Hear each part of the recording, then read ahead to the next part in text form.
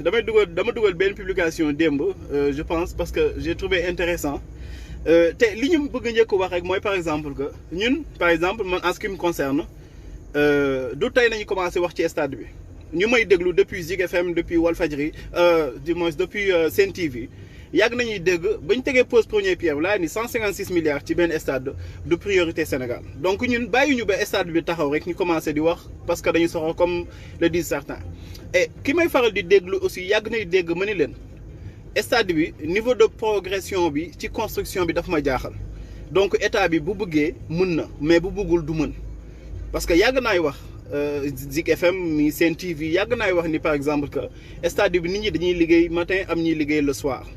ñu fay romb ñu ngi koy gis mais niveau de progression bi sax dafa nekk lu doy waar dafa bluffant en fait parce que mënuma woon gëm ni que vraiment Sénégal mënoon na def loolu ci temps bu record ñu am ci benn infrastructure bu taxaw ak surtout ci condition yooyu di fàttali ni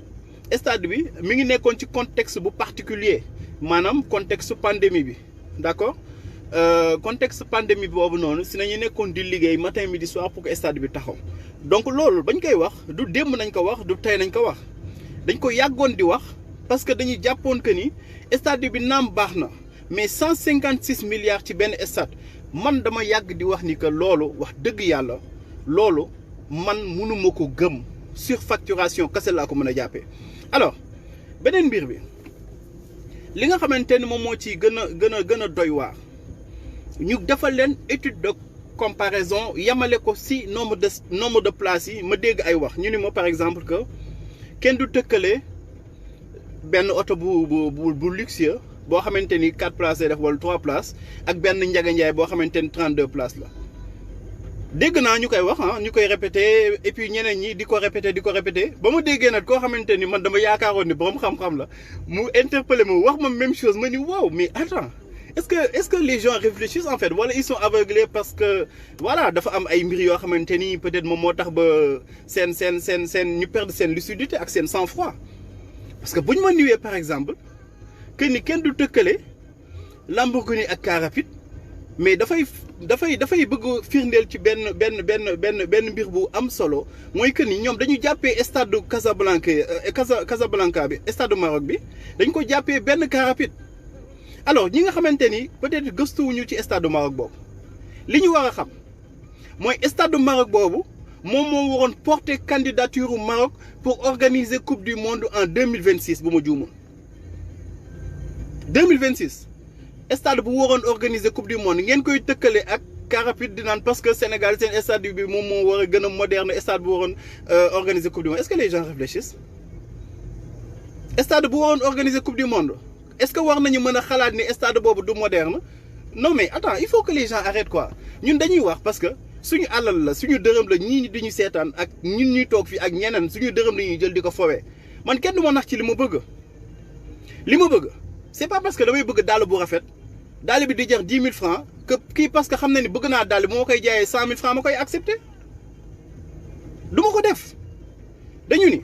stade du Maroc boobu noonu gars yi di naan booy tëkkalee du si nombre de places bi stade du Maroc boobu ak stade du Sénégal bi en terme de modernité amul kenn lu muy envier moom parce que ñaari stade yëpp ñaari stade yu moderne nañu benn stade boobu bu Maroc boobu dafa waroon bokk ci stade yu war a organiser coupe du monde donc goal line technologie ay VAR yooyu yëpp ay waxi caaxaan la yooyu yëpp daf ci doon am te 2025 lay génn bu génnee nit ñi dinañ ko doogay gis d'accord dinañ xam peut-être stade boobu lan moo nekk ci biir bu ñu la nuwee par exemple capacité d'accueil mais nit loo ñàkk xalaat xam ni stade boo xamante ni nee nañu par exemple 40 places la ak beneen stade boo xamante ni nee nañ 70 places la mais 70 places bi moo war a gën a cher bu ñu nekkee même bu ñu tolloo ci même commodité yi maanaam même modernité bi ñu tolloo même en tout cas parce que gis nga il faut ñu xam ni am na fu jamono di toll architecture ñoom ñooy tolloo même commodité amatul ay affaire de kii mooy gën a élevé kii mooy dul gën a élevé stade bu gën a ëppale place muy gën a ëppale parking muy gën a ëppale surface muy gën a ëppale toilette muy gën a ëppale yeneen ak yeneen donc il faut que nit ñi xam ni lu tax ñu ni leen par exemple nombre de places bi dafa ci am solo parce que encore une fois même boo koy classé même stade la ci en termes de modernité maanaam li ngay gis ci stade Sénégal bi yëpp di nga ko gis foofu parce que stade boobu dafa waroon organiser coupe du monde comme le Sénégal aussi amee xalaat peut-être bëgg organiser coupe du monde donc en termes de modernité amul lu ñu mën a werante foofu mooy ñaar stade yëpp stade yu moderne lay doon mais capacité d'accueil mooy tax ba ñu mën a xam stade bi nan la war a gën a toll ci en termes d'économie parce que wax naa la ko léegi kii accueillir 100 personnes parking gu 100 personnes lay réservé kii accueillir 1000 personnes parking gu 1000 personnes lay réservé dina indi aussi toilette 1000 personnes dina indi aussi ak yeneen donc plus que stade bi di gën a yokk en termes de capacité plus que mi gën a doon ay frais parce que di nga yokk sa lumière di nga yokk sa toilette di nga yokk sa yeneen accessoires yëpp bu nekkee stade bi 10 fois la ko ëppalee accessoire dina ko ëppalee 10 fois parce que déjà benn mètre carré bu nekk rek mètre carré peinture la mètre carré ciment la mètre carré béton la mètre carré leneen ak leneen donc les gens qui disent que xawma ay affaire de da ngay tëkkale car rapide ak Lamborghini ils n'ont rien compris en fait ces gens là man damay leen di déglu sax après damay toog di naan mais est-ce que les gens réfléchissent stade yu tolloo même niveau ci en termes de modernité bu ñu tolloo en termes de modernité même nekk ci même stade bi lenn kese moom moo leen di différencier mooy seen capacité d'accueil d'accord loolu benn la beneen mbir bi ñu ni ma wéy boo xoolee fu ñu ko tabaxee Diamniadio suuf si dafa naqadee tabax et tout mais attends mais merci ba ñu reconnaître que ni Diamniadio suuf si dafa naqadee tabax mais léegi question bi nga xamante ni dama leen koy laaj ñoom ñooñu lan moo tax pourquoi le président s'est entêté ni stade bi Diamniadio la koy defee sachant que bu ñu ko defee ci Diamniadio bi dafay gën a cher man loolu laa bëgg xam quoi nañ ma wax lan moo tax ñoom xam nañu ne bu ñu ko defee à Diamniadio dafay gën a cher lan moo tax ñu def ko Diamniadio bu ñu xamee que ni bu ñu ko defee Diamniadio dafay gën a cher est-ce que Sénégal amul feneen Mbour mënuñu ko fa def par exemple mënuñu ko def Thiès mënuñu ko def Fatick mënuñu ko def feneen ak feneen pourquoi ñu ne dañ koy def coûte que coûte à Diamniadio sachant que ni bu ñu ko defee Diamniadio dafay répercuter ci coût bi un bon management lan nañ lay wax mooy da ngay xool li gën ci yow nga indil ko askan bi nga xamante moom nga koy servir boo leen ko indilee nag nga tegal leen ko ci ni mu gën a yombee mais doo ñëw nga ni stade bi bu ma ko defee par exemple à 10 kilomètres fële ca lu mu tudd Mbour wala ma def ko feneen stade bi foofu lay gën a yombee mais du ma ko def dama koy def fii nga xamante ni mooy si Diamniadio pourquoi ñu koy def foofu si Diamniadio donc gis nga man man mën naa leen seen argument yëpp mën nañ si waxtaan ba ginnaaw suba mais c'est tellement ridicule c'est tellement absurde que man damay toog sax di naan vraiment est-ce que nit ñi bëgg nañu seen réew parce que man yaakaar naa bëgg sa réew déjà xam nga lan la du di tàccu de xam nga lan la nga ni état bi bu nekkee ci dëgg dañuy ànd ak moom ni ko hey nekkal ci dëgg ci li nga nekk mooy dëgg dañ la siy jàppale mais bu nekkul ci dëgg dañ koy naan sëñ bi hey nekkoo ci dëgg loolu kese nañu wax dañ leen ni stade bi baax na man mii tey match Sénégal ñuy dem seet stade di dem seetaan match Sénégal ba Sénégal yu bëri man moom koy seetaan match Sénégal yu bëri dama koy seetaan amul benn match Sénégal bu ma dul seetaan bu ñëw ci Sénégal damay ñëw seetaan ko bu ñuy fubal fii donc tooguñu fii di waxu du n'importe quoi dañ leen ni Moustapha nga ni critiquer sans proposer li ñu leen wax xam nga lan la ay cher et grec yu kenn xaw man xaw lan lay ban problème laay am ak état bi bay naan damay am ay mere yu kenn xamul dañ leen ni il faut ñu dépasser suñu ay passion ak suñu ay émotion ñii demee xel parce que gis nga méttiwul de dañ leen ni nee ngeen ni stade bi lii lay jar ñun leen dafa cher na trop mënoon nañu am même chose wala plus sax ci moins de cela loolu kese nañ leen wax ñu indi leen ay firnde ni leen par exemple bu nekkee da ngeen di xool rek ci terme d'infrastructure moderne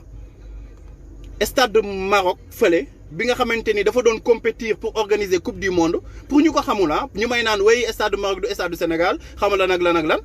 stade de Maroc boobu dafa doon compétir pour organiser coupe du monde dem leen ngeen gëstu ji stade de Maroc boobu di ngeen xam ne stade de Maroc boobu amul lu muy envier benn stade ci àdduna waxuma la Sénégal ak yeneen donc d'accord loolu bu ñu ko réglé ba pare ñu teg ko de côté stade coupe de Côte d'Ivoire bi aussi moom moo war a organiser coupe d'Afrique bi d'accord donc loolu aussi bu ñu ko tegee de côté stade bi organiser coupe d'Afrique ak coupe du monde dafay am lépp li nga xamante ne en terme de modernité la donc ñun bu ñu waxee par exemple rek yem ci ay capacité d'accueil xam nañu lu tax ñu yem ci capacité d'accueil parce que wax naa ko léegi plus que capacité d'accueil bi di gën a yokku plus que mi gën a doon ay frais parce que parking bi dafay yokku toilettes yi dañuy yokk accessoires yu bëri dañuy yokk chaises yi dañuy yokk yenn ak yenn dañuy yokk donc mënuñu gëm que ni loo xamante ni ñaari niveau la yuy tolloo ci modernité encore une fois tey jii nee nañ la way néeg sax dina gën a cher kër waxuñu leen loolu day fekk néeg bi nekk néeg gu moderne kër gi nekk kër gu modernul mais kër gu moderne ak néeg gu moderne mais kër gu moderne laa wax de ak néeg gu moderne néeg bi mënu gën a cher kër gi bu ñu bokkee même accessoires yi mënul nekk c'est pas possible alors que stade bi nga xamante ne moom moo nekk fii ci Sénégal stade bi nekk ci Sénégal bi jégal ma ko sëñ bi maa ngi jégal maa ngi damay jàpp maa ngi ñëw jégal ma ko alors stade bi nga xamante ne moom moo nekk fii ci Sénégal amul benn accessoire bu stade Maroc amul bu stade Côte d'Ivoire amul donc pourquoi ñoom ñaar ñu gën ko ëpp ay capacité ba noppi gën koo yomb c'est ça que les gens se posent comme question ñu ne ñu non fu ñu ko defee la jam ñaajo bu ñu ko defee suuf si dafa xaw ma lan argile la dafa naqadee tabax d'accord lan moo tax ñoom ñu dem ci ban boobu di ko fa defee lan moo tax Sénégal suñuy xalaat yëpp ci investissement di yem ci jam ñaajo pourquoi demuñu Mbour pourquoi demuñu Thiès pourquoi demuñu feneen ak feneen ak feneen non loolu kese nañuy posé wu ko ay question parce que ñun duñu topp ay émotion di tëb di dal ñoo leen dàq jubilé dañuy tëb dañuy fecc dañuy def leneen ak leneen mais aussi kenn duñu nax ci suñu bëgg-bëgg loolu kese nañu wax dañ leen ni lépp li nga xamante ni ñun dañ koo bëgg kenn du ci profité di ñu si nax parce que duñu ko accepter Sénégal bu football ji bu waree football ji incha allah fële ca Égypte dama leen fay jox rendez-vous ku ma fa bëgg gis di nga ma fa gis naan nekk ci géttu bay bi ànd ak supporters jubilé tëb di daal def ni ñëpp parce que sénégalais la d'accord mais du tere bu ma génnee foofu dinaa leen ni sëñ bi lii ngeen di def nii ci stade bi xaalis bi da ngeen ko luubal wala da ngeen ko jaarale feneen mais xaalis bi mënul expliquer mënul justifier li nga xamante mooy stade bi. te boo leen demee ci stade bi nga xamante ni dégg ñu ne naan ay way xool stade bi am na ay parking xaw ma am na ay terrain d'entraînement xam nga yooyu il faut que les gens aussi ñu am lu mu tudd ñu bañ a am paresse dem gëstu yeneen stade yi lu ñu àndal. stade yeneen aussi même chose dafa ne dañuy am ay parking dañuy am leneen ak leneen dañuy am aussi terrain d'entraînement dañuy am stade Côte d'Ivoire bi rek am na benn village olympique bu war a ne ci wetam xaw ma ñaata sur ñaata hectares donc il faut que les gens arrêtent ñu leen di naxee ay affaire di leen gëmloo ay du n'importe quoi dañ leen ni stade buñ ko tabaxalee ñun nañ ko tabaxal parce que ñun ñoo ay sénégalais ñun ñoo fay dem ñooy supporter ñooy def ji lépp mais kenn duñu nax ci lu ñu bëgg lii jar 1000 francs kenn duñu ko jaayee 10 000 francs ba dañ naan da ngeen di tëj seen i gémmiñ duñ ko def man je le ferai pas quitte à ce que ñu ni la woy da nga iñaan da nga soxla man la lay soxla ci ay affaire ay stade ak ay Sénégal lu mu am lu baax ñun la ko amal donc ay yenn wax yi man je me dis que ni vraiment wax dëgg yàlla amuñu problème pour wax ko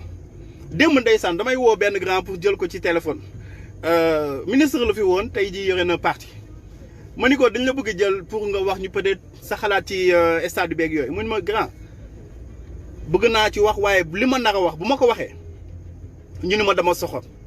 mën ko mais lan moo la tere wax mun ma non je préfère pas waaye léegi bu ñu demee ba léegi Sénégal ñuy naan ay wéy Sénégal léegi boo waxee ñu la da nga soxor mais na nga bu mu la tere nga wax dëgg na nga wax dëgg bu nekkee li ngay wax buñ ko xoolee man waxuma kenn na gëm li may wax dama ni nit ñi ñuy déglu ak ñi di wax nañu dem ñu comparer stade de Maroc bi nga xamante ne encore une fois coupe du monde la waroon organiser coupe du monde wax bala ay nawetaan wala ay yeneen de coupe du monde stade boobu noonu di waroon organiser coupe du monde te ëpp capacité d'accueil stade du Sénégal nan la def ba gën a yomb stade du Sénégal c'est la question que je me pose en fait loolu kese laa bëgg ñu wax ma stade boo xamante ne coupe du monde la woon organiser donc kenn du werante ci modernité am d'accord kenn du werante ci modernité am les gens n'ont qu'à aller faire des recherches dégg ngeen bu ñu paree ci loolu dafa am loo xamante ne vraiment il faut ñu moytu ko mooy ñu ñuy naxee ci lu ñu bëgg ñun fii tey gënoon na yomb ci man parce que comme mën nañu ni Pape Makhtar chroniqueur la 2 personnes xam nañ ko mënoon na dem ci institution yi demandé fa ay weccit gars yi jox ko ma ñëw toog fii di naan way stade bi baax na Sénégal am na stade bi comme ni ko ñeneen ñi di defee mais je le ferai pas du ma ko def parce que bon am na loo xamante ni ñun la suñu alal la bu ñu xeeb suñu dërëm ak ñetti dërëm yi ñuy jël bu ñu xeeb suñu xaalis yu ñuy prélever impôts yu ñuy fay ak yeneen affaires yi ñun suñu salaire dañ siy dagg xaalis di ko dugal ci keesu état boobu donc état boobu bu jëlee def ci investissement wallahi dama koy naan hey investissement bi li nga ci def jaru ko boo defee surfacturation dama lay naan sëñ bi hey surfacturation nga def fii lan moo tax expliquer man ma comprendre stade boo xamante ni même stade la fële ca Maroc stade boo xamante ni bu Maroc moo ko ëpp capacité d'accueil te ñu tolloo ci même niveau ci en terme de modernité lan moo tax stade bële gën a cher bii boo mu waxee waxu Diamniadio man la sëñ bi da nga ma yab lu leer laa la wax dama lay naan sëñ bi da nga ma yab lan moo la ko tere dem defi ji fële ca Ziguinchor bu nekkee boo ko defee Ziguinchor dinañu coûter moins que ça te dinañ am même stade bi wala Sénégal Dakar la yam wala bu ñu ko defee fi nga xamante ne mooy Ziguinchor dootul nekk stade du Sénégal wala bu ñu ko defee fi nga xamante ne mooy Fatick dootul nekk stade du Sénégal donc il faut que les gens arrêtent vraiment il faut que les gens arrêtent est-ce que le sol xujjee ñaa loolu laa doon wax léegi est-ce que le sol du Maroc et celui du Sénégal loolu en termes de management tey jii xujja bu ñu la néewoon par exemple stade bi bu ñu ko defee Fatick parce que Fatick suuf si moo gën a nangu dinañ coûter 100 millions bu ñu ko defee par exemple Dakar mu coûter 200 millions xujja yaakaar naan Fatick nga koy defee bu nekkee alalu askan bi dala ñor loolu nañuy wax kon bu ñu opposé ay affaire de Diamniadio dañ ko def parce que rien ne les obligé pour ñu def stade bi Diamniadio rien absolument rien du tout te bu ñu ko defoon feneen sax ci Sénégal mais boobaa dafay gën a yokk ay opportunités sénégalais vous êtes jamais content malheureusement man maa ngi sant yàlla Thiam Ahmadou maa ngi sant yàlla bu baax te dinañu wax parce que wallahi am na yu bëri yoo xamante ni ñi ngi xew ci dëkk bi peut-être ñun dañ koy gis dañuy gëm suñu bët nanguwuñu si wax mais vraiment dafa am yoo xamante ni nit ñi mënuñu ko di dund ñu koy noppi di ko passer sous silence duñ ko def xam nga dafa am yoo xamante ni vraiment mooy loolu daal te bu ñuy wax loolu kese moo ñu tax di wax moo ñu tax di sonn ñuy saaga ndey ak lu ne ñuy wax lu ne am na ñu jël sama téléphone sax di ma woo di ma saaga am na ñoo xamante ni gis naa leen ndeysaan y a même pas ay weer ñu ngi doon casse gouvernement lu leen neex ñu wax mais tey jii ñoom ñooy wëlbatiku di naan wey yow da nga soxla parce que stade bi xam nga leen Sénégal rek la mais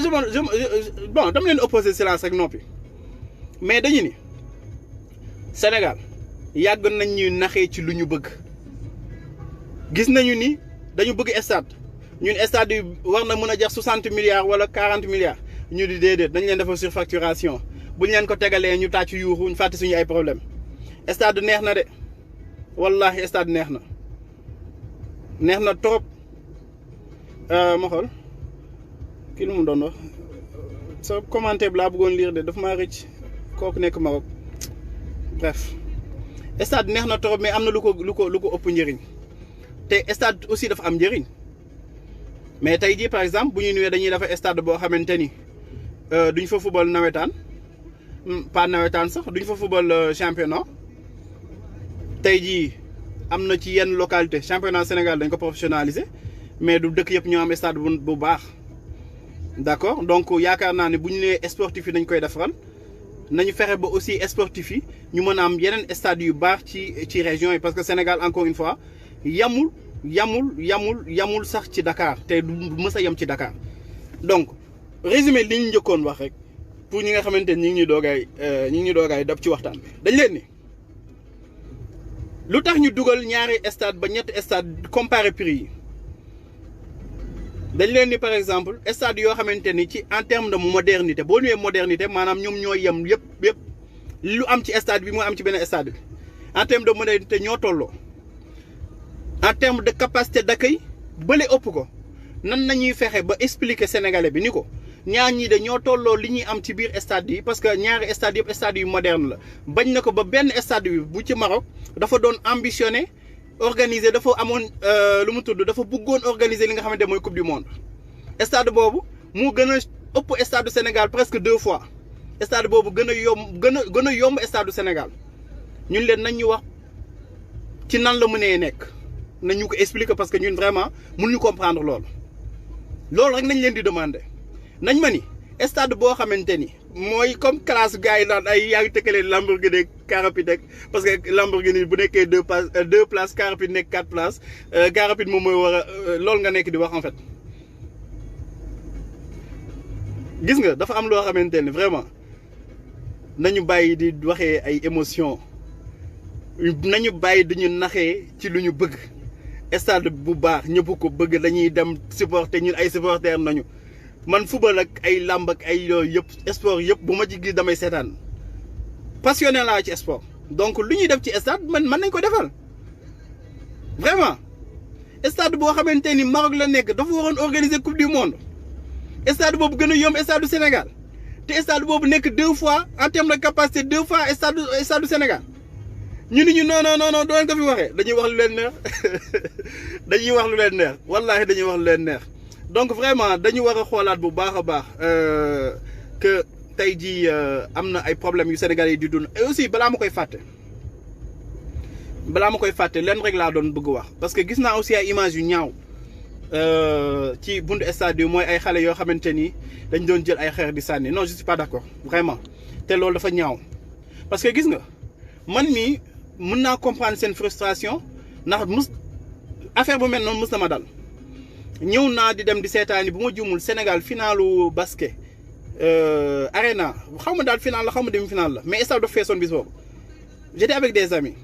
ñu dem ba ci buntu stade ba jënd suñuy ticket lépp rang ba war a dugg ñun ñi stade dafa fees mënoo leen dugg mais on était tellement dessus ñu ne ma man mën naa dugg parce que yor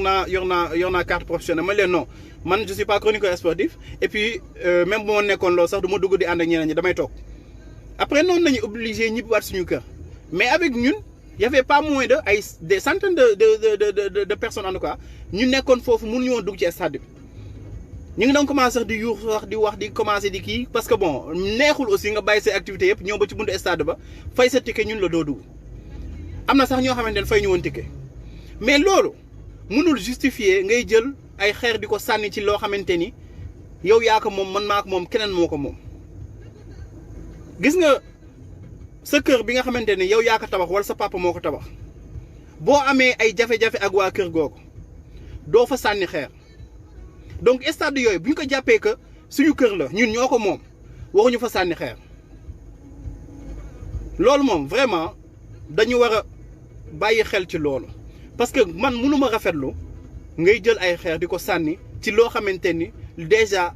ñun ñëpp ñoo ko moom te ñun ñëpp ñoo ko soxla vraiment loolu mënuma ko rafetlu. nañu bàyyi loolu parce que loolu du lu rafet nañu bàyyi loolu du lu rafet nañu fexe ba stade yi nga xamante ni wala infrastructure yi nga xamante ni sénégalais yëpp ñoo ko moom même bu ñu amee ay divergence ak yenn affaires yi wala bu ñu meree bu ñu si jël si sànni ay xeer loolu rafetul mais du tere nag li ñu wax dañ koy yàgg di wax bu ñu jëloon autant de milliards defoon ko ci li nga xamante ne mooy jàng bi ñu bëri dinañ xam. ba dinañu mën a soppeeku ba dinañ mën a bañ am yenn peut-être yenn attitudes yi parce que aussi bu ñu la nuyee par exemple 50% ci sénégalais yi amuñu accès ci école ñenn ñi bu ñu commencé école du ñu yeggali ñenn ñi bu ñu amee lijaasa du ñu jàng du ñu liggéey mais ñooñu ñëpp tey vraiment wax dëgg yàlla état bi defal lu leen taxawal lu leen defal néew na donc état bi na wëlbatiku dem si ñooñu parce que loolu ay priorité la. ay priorité la kii nee na plus de disciple de projet nee na plus de 6000 provisoires abri provisoire mais loolu garaawul du samay kàddu de kàddu kii la lu mu tudd ONG bi nekk ci affaire éducation waa COSYDEP nee nañu 30% écoles yi waxuma la abri provisoire de 30% école 30% écoles yi dañu amul ñu point d'eau 30% écoles yi amuñu point d'eau en parlant d'eau Dakar jamono jii nii am na dëkk yu bëri yoo xamante ne amuñu ndox am na gox yu bëri yoo xamante ne amuñu ndox mais bon loolu yëpp du priorité nañ fecc nañu tëgg nañu kontaan parce que bon voilà am nañ stade bu bees d'accord amul problème am nañ stade kontaan nañ si yëpp waaye du tere li ñu waxoon ci njëlbeen bi nañuy waxaat tëjal ko fa. dañu ni ñun amuñu benn problème ak stade di am ci Sénégal benn problème nañu am. mooy surfacturation duñ ko accepter au Sénégal ndax stade boo xamante ne bañ koy tabax dañ ko tabax ci même même mu tolloo ak yeneen stade yi ci en terme de modernité parce que bu ñu nee modernité rek jaratu ngay dugg ci ay communauté naan way lu am fii da nga am na fee en terme de modernité benn la stade yi dafa am foo xamante ni fu ñuy toll ñoom ñëpp ñooy yem boo demee di nga ko fekk ay chaise VIP di nga fa fekk ay yeneen ak yeneen di nga ko ay écran géant ak yooyu yëpp en terme de modernité bu ñu nee moderne rek mooy moderne d'accord Pape Bouye waaw stade moo kii bi kiiwul génnagul stade de Maroc bi génnagul nii la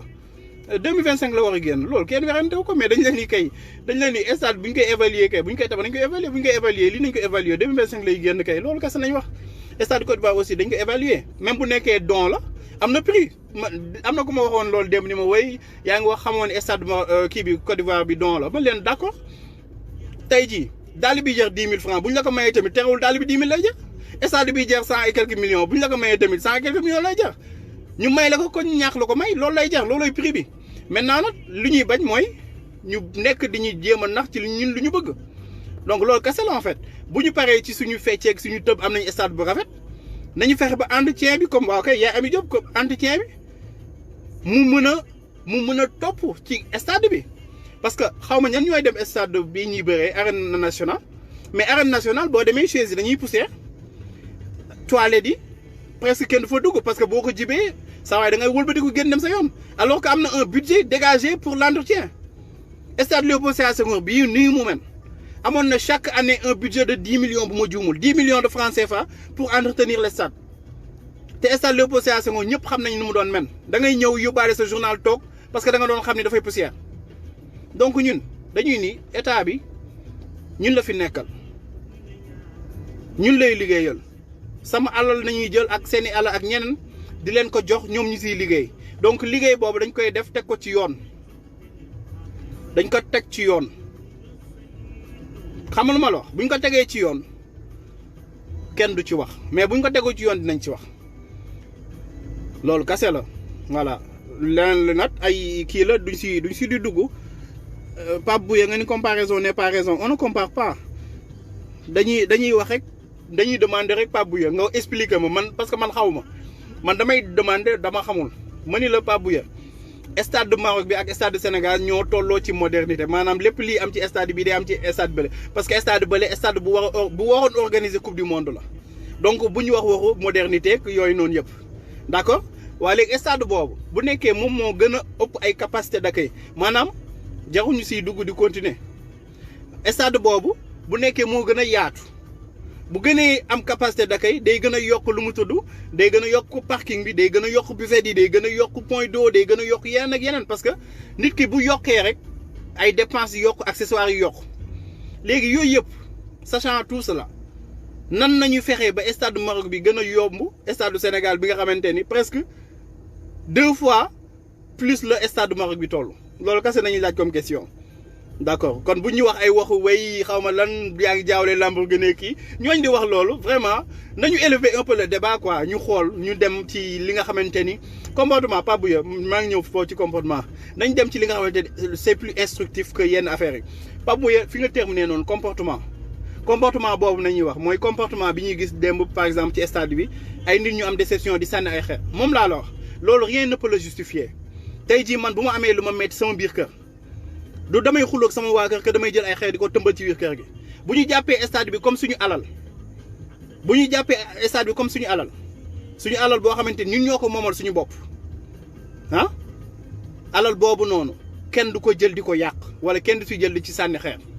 d'accord kon ñooñu di def loolu nañu xoolaat seen comportement mais comportement aussi civisme dañ koy jàngale mais malheureusement 2 mois mi ngi nii fi ñu war a jàngalee civisme mooy école yi kenn jàngu fa école yi nga xamante ne nañu war a tabaxee ay citoyens de demain école yi kenn jàngu fa waaye ñun ne déedéet kenn ko fi wax boo ko fi waxee ñu ne da nga soxor Seydou Condé il faut féliciter le travail et demander autre chose après mais évidemment stade bi ñun nañ ko defaral ñun koy sant nañ si bu baax mais dañ leen ni autant de milliards ci benn stade bañ ko tegee première pierre nañ ko commencé di wax ba tey jii ni leen du dëgg amul teguñu ko si yoon parce que ni ñuy waxee noonu sëñ bi ay waxi caaxaan la yàgg nañ ko fii def comment se fait-il que ñun ñoo gën a cher les arena comment se fait-il que arena la waaw mooy te stade parce que yooyu am na yeneen par ci yeneen aussi ci Afrique bi te ñun ñoo ci gën a cher la comment se fait-il que ñu ñoo fi gën a cher le terre ci kilométrage te loo xamante ne Dakar jëm ñaajo la comment se fait-il que buñ ñu waree defal benn mbir boo xamante ne 100 000 francs lay jar ñu defal ñu surfacturation def ñu 100 millions ñun loolu kese nañuy demandé loolu kese nañuy demandé yaay am ni nga ñëwee un stade de 156 milliards wala 165 milliards li nga wax noonu mérité na entretien ci kaw ñu bañ ko def comme ni ñu ko tàmm di defee loolu kese nañu wax loolu kese nañu wax waaw mais Pape Bouya on a un problème de civisme fenn nañ koy jàngalee mooy ci biir école yi mais école yi jàgguñu dañu wax te dëgg te état bi li ci gën a doy waar mooy il a fallu que enseignants yi def 2 mois de grève 2 mois ñu koy grève pour que état bi doogaay wëlbatiku ni dina jéem wut ay solution par rapport ak ñoom seeni ay problème 2 mois ñi de grève état bi doogaay leen proposer 90 millions est-ce que c'est un état sérieux état boo xamante ne il est prêt génn 156 milliards def ko ci li nga xamante ni mooy stade day bàyyi ba enseignants yi grève 2 mois pour mu doogaay ni maa ngi leen di proposer 90 milliards est-ce que c'est un état sérieux c'est les questions que les gens se posent il faut que ñu bàyyi di demee ay émotion wak yenn affaires yi gis nga man maa ngi nii ci tali bi dëkk beegi di dafa metti jaaykat yi yéegi nii ci digg tali bi gisuñu kuñ jaay foo tourner nit ñi ñëw taxaw di naan dimbali ma jàppale ma donc xam nga tey jii wax ji lu mu doon mooy état bi na fexe ba investir ci éducation gis nga bu ñu investir ci éducation lépp lu ñu bëgg dinañ ko am dinañ tabax ay citoyens modèle dinañ tabax ay nit ñoo xamante ni ëllëg du ñu taxaw di sànni ay xeer ci stade bi parce que dinañ xam ni lii ñuy sànni xeer seen kër la mais bu ñu leen bàyyee ñiy nekk ci mbedd mi di wéy xale boo xamante ni 2 mois 8 heures lay xëy 10 heures mu dugg ci këram ci diggante yoon bi fu ne mu mun fa jaar kooku dem na ba dégg ni imagineel xale bu ndaw boo xamante nañ koy naan jàng dafa am solo ak yooyu yëpp 2 mois mu toog di naan jàng ma xëy suba dégg ni gis nañu stade bu ñuy tabax wala bu ñuy inauguré ñu fecc fa woy fa lan la ñuy wax xale yooyu bu ñu màggee lan la ñuy wax ñun suñu jàng bi sax suñu ko fullaal donc c'est ça donc vraiment loolu kase nañuy wax ñun ay affaire da nga soxor ak yooyu taxu ñoo jug intéressé wuñu li ñu intéressé mooy ñiy toog di wax askan bi dëgg ñoom ñu jiite ñoom ñoo yore les bonnes informations nañ ñu wax dëgg le reste moom vraiment amuñu si benn kii amuñu ay problème ñun moom nañ ñu wax lu leen neex ay da ngeen soxor rek da ngeen iyaadat xamal lan ak lan nañ ñu wax lu leen neex nañ ñu taxé de tout ce qu'ils veulent mais ñun duñu tere ñuy wéy ci dëgg voilà loolu moom amuñu si kii nañ ko di wax moom wax dëgg yàlla duñu déranger quoi ñi ngi sant yàlla bu baax a baax wax dëgg yàlla ñi ngi sant yàlla mais bon duñu dem ci émotion ba ñu nax ñi suba wallahi azim bu ñu organiser woon match ci Sénégal dinaa bokk ci supporter yu fay jiitu dem dugg ci gertu bëy ba tëb di daal fecc def li ñu neex mais du tere bu ñuy wëlbati ko bu match bi jeexee daañu leen ne hey sëñ bi sa stade bi li nga ko tabaxee kat cher na parce que aussi même suñu plus grand amour dañuy rester li nga xamante ne moom mooy ay nit ñu nekk ak seen xel ak seen sago dégg nga mënuñu nekk suukar cher essence cher diwlin cher saa waay Auchan bi nga xamante ne ba muy ñëw Sénégal lu mu ñu waxoon mooy cher tout le temps demal dugg Auchan nga xool man fa laa doon dugg di jënd yenn bagages yi mais banaa ko mooy cher tout le temps ba ñu ni way commerçant yi dañu véreux yu xaw ma lan ak lan nañ leen fi bàyyi dem si grande surface yi tey jii ñoom ñooy commencé di yokk état bi toog di leen seetaan lijjantiwu leen non vraiment daal vraiment il faut que ñu moytu trop d'émotivité ñu moytu trop d'émotivité moom moo ñu indi yenn problème yi wër di naan ay way xaw ma lan ak lan voilà ci Mougar Sarr ma terminé ci Mougar Sarr maa ngi dégg naan yow yaa fa waxoon Mougar Sarr xaw ma lan ak lan kon loo wax du dëgg alors ci Mougar Sarr man li ma wax ndeysaan bon les gens n'entendent que ce qu'ils veulent entendre li ma wax c'était plus par rapport ak intérêt bu suscité après la publication de ce livre que ban jour nañ ko publier parce que loolu man intéressé wu ma woon dama ni man li ma doon déranger rek ci livre bi mooy livre bu génn démb wala livre bu génn depuis bàyyi ba tey jii doogaay am intérêt bi pourquoi ñu bàyyi ba nasaraan si jox ko raay mu doogaay intéressé sénégalais loolu que c'est la wax mu nekk tey la génn mu nekk ginnaaw suba la génn loolu c'était pas important le plus important ci message boobu mooy intérêt bi dafa war di juddu mais waruñu bàyyi ba nasaraan yi di leen xamal ni lii baax na que ñu doog a si intéressé wu loo ko c'est la wax man lu mu dee xam naa dara xaw ma dara jot naa bind juróomi téere yooyu noonu xam naa donc loolu nekk ci bind ak nu mu jafee donc bu amee keneen kuy bind li ma ci man en fait défense am sax laa doon jël parce que bu ma nuwee intérêt boobu noonu pour que nit ñi di commencé wu di intéressé wu ci nit ñi nga xamante ni dañu ni am nañu xam-xam mais ñu bañ a bàyyi ba nasaraan bi jox ko raaye rek ñu tourné di dem ci moom loolu kese nañu wax en fait ay affaire de way yaa fa waxoon lii ci ay non il faut que les gens arrêtent quoi vraiment il faut que les gens arrêtent Pape Makhtar 2011 la commencé di wax ci télé ba tey 2011 maa ngi sant yàlla bu baax donc du ay détails yooyu moom mooy tere kon ne def sama liggéey quoi vraiment dañuy wax juste que ni foofu laay terminer mooy fi ma commencé woon na ngay nekkee ci réew ngay dégg ay sénégalais yoo xamante ne dañuy am ay problèmes ay difficultés presque intéressé wul kenn wallahi chaque jour nit ñi ñëw taxaw lu mu tudd di wax am ñoo xamante dañuy yor sa numéro dañ lay wax ci entreprise yu nekk difficulté ñu fa jot a am ñaata sénégalais man ak ñeneen sénégalais yoo xamante ni dañuy nekk di dund ay jafe-jafe ñii ñi ngi jàng man sama ñu mu àndaloon doon jàng ñoom ëppi ay diplôme wallahi azim fukki yoon ñu ngi sama koñ toog billahi wal kitaabi ñu ngi sama koñ toog ay master nañu yor fu ne dem nañ fa stage nañu fu ne dañ leen di exploité ba dañu sonn en fait ñu obligé toog seen i kër ñooñu tey jii état bi jéemul si ñoom dara bañ nañ ba sax lépp li nga xamante ni dañ koy jéem a def état bi da leen siy jéem a génne xale yi di jël ay gaal di dem nappkat yi li ñu amoon sax ñàkk nañ ko donc ci contexte boobu état bi war na mën a wàññi ay dépenses am comme ni ko Macky Sall doon waxee en 2012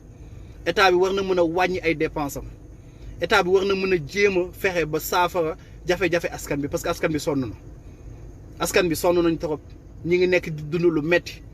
mënoo ko xam nag peut-être bu nekkee yow sa papa moo lay jox dépense ba tey bu nekkee yow sa famille moom moo lay jox dépense ba tey mënoo xam lan mooy jafe-jafe yow xam nga la ngay xam mooy da ngay lijjën sa benn 200 francs boo amee connexion toog di wax lu la neex wala peut-être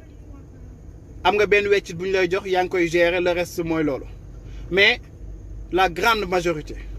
leen ko ku dul le président Macky Sall parce que am na 8 milliards yoo xamante ni dañ ko koy jox parce que moom ak ay njabootam ñi ngi jël alalu askan bi di ko pasaree ñi ngi jël alalu askan bi di ko def ci du n'importe quoi tey mënuñu comprendre oto yi ñuy dawal ñiy nekk ci réew boo xamante ni réew bu bokk ci réew yu gën a ndóol la ay saret ñoom ay romb gauche ak droite réew bu gën a ndóol ci Sénégal yow amoo looy def lu dul di dawal ay oto yoo xamante ni 80 millions lay jar escorte président bu lay romb da ngay tiit ñu jël député yi di leen jox ay litres carburant yu ñu justifié wul fenn donc yooyu yëpp tey jii si suñu alal la ñuy jël di leen ko jox bu ñu daggee bu ñu liggéeyee ñun ba weer bi dee ñafe ba weer bi dee ñu jël suñu salaire ci suñu salaire yooyu ñu dagg ci tuuti jox leen ko ñoom ñu jël di si noos man mënuma nekk di liggéey si naaj bu tàng bi di kër yi lu ma am di daan sama doole sama xaalis ñu koy nangu di ko jël di ko jox état bi di ko fowe loolu duma ko mës a nangu ku koy nangu nag sa problème la ku koy nangu sa problème la mais man duma ko nangu wax dëgg yàlla te dama leen ci invité bu ko kenn nangu suñu alal nañuy jël di ko pasaree di si tax ay jabar ak di ci yóbbu ay xale ay Dubaay ak ay Maroc lu xew ci dëkk bi xam nañ ko parce que ci dëkk bi lañu ne xam nga lu ñu leen wax lu ñuy jël ci alal di ko fowe nañ ko def ci askan bi parce que askan bi dañoo sonn fan yi passé ba ñuy campagne gis ngeen nu ñu doon fowee suñu alal ay oto yu dul jeex ci réew boo xamante ni am na yenn localité yi amuñu ambulance bon di leen jaajëfal bu baax a baax parce que waxtu bi jot na dañu war a dem léegi Walfadjri di leen jox rendez-vous nag keppaar gi mais gars yi di leen ko partagé boo leen duggee ci page Walf FM bi rek di ngeen am lien yi ngeen koy partagé ñu commencé di ci waxtaan parce que aussi keppaar gi loolu la fexe ba jafe-jafe askan mi ñu si waxtaan ñëpp di si jot di tëjee foofu fu ñu commencé woon stade boo xamante ni ñoo tolloo même ñoo tolloo lépp ci modernité dañuy am écran ak lépp lu stade di am daal stade bu moderne lépp lu muy am ñoo ko tolloo waaye benn stade bi gën a nga ne beneen stade bi ñu ne benn stade bu ndaw bi moo gën a cher beneen stade bi loolu ay waxi caaxaan la voilà donc foofu laa koy yemale di leen jox rendez-vous très prochainement genre situation yi bu gars yi di commencé di naan ay jegeen tëkkale ay Lamborghini car rapide ñëw wax wan leen neen amuñu xam-xam te vraiment ils sont très limités loolu kese moo ñu si jublu moo ñu si taxoon di wax parce que bu ñuy wax naan ay wéy yi xaw ma lan suuf yi kenn xamul suuf si encore une fois rien ne les obliger pour que ñu tabax ko fële sa Diamniadio bu nekkoon bu ñu ko tabaxoon fële jëm Mbour mu gën a mooy cher donc looloo nekkoon responsabilité état xam ni lii de bu ma ko defee dinaa yaxanal li nga xamante ne mooy alalu askan bi dama koy yóbbu fële ca Mbour wala fële ca Ziguinchor parce que Sénégal yemul ci Diamniadio donc beneen mbir bi nañ ñu expliquer stade boo xamante ni même chose la ak stade bu am Maroc te stade bu Maroc bi gën koo rëy fukki yoon ak juróom nan la def ba gën a cher stade Maroc boobu loolu la ñuy xaar ay réponse te yaakaar naa ni gars yi duñ si gaaw a tontu di leen jaajëfal commentaire dañuy gaaw damay bëgg di tontu mais commentaire dañuy gaaw moom moo tax.